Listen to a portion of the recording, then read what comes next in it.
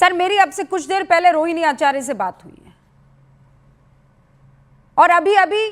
ये शो शुरू करने से पहले बड़ी खबर आई कि लालू प्रसाद यादव ने ये कह दिया है, आज जो बैठक हुई थी तमाम अधिकारियों की आरजेडी के, कि उनके बेटे के नेतृत्व में ही पार्टी अब आगे बढ़ने वाली है। और ये वही बेटी है रोहिणी आचार्य जो कह रही है कि माँ बाप उनके रो रहे थे जब वो घर से बेआबरू होकर। ये कैसी राजनीति है सर? यहां पर महिलाओं के लिए बड़े बड़े वादे, बड़े बड़े दावे किए जाते हैं, चुप्पा वोटर है, 10,000 रुपए दिए जाएंगे, लेकिन जब घर में आती हैं तो जूता उठाया जाता है, गालियां दी जाती हैं।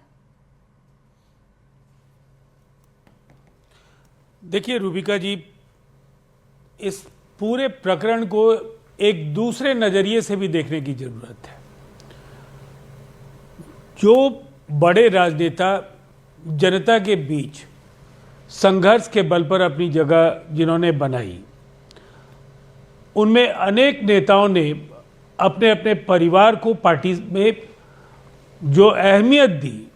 जिस तरह से एक परिवार में जन्म लेने का जो लाभ है वो सीधे तौर पर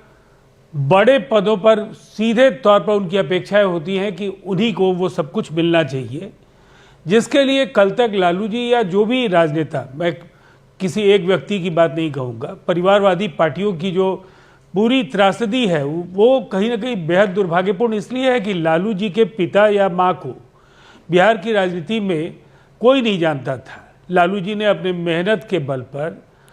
तमाम तरह के अर्थाभाव, जो आर्थिक कठिनाइयाँ उनके जीवन के शुरुआती दौर में रही, जिस तरह से मुश्किलों का सामना करके उन्होंने अपनी जगह बनाई, लेकिन परिवार, आप पूरा का पूरा नेतृत्व का शीर्ष क्रम देख लीजिए, एक परिवार के बाहर कोई भी पहले 4-5 स्थानों में आपको नहीं मिलेगा। तो ये तो होना है, अगर एक परिवार में जन्म लेकर के आपको सब कुछ हासिल करने का लाइसेंस मिल जाता है तो फिर उस परिवार के बाकी सदस्यों को लगता है कि अगर तेजस्वी यादव को मिला तो हमें क्यों नहीं मिल रहा है। तो ये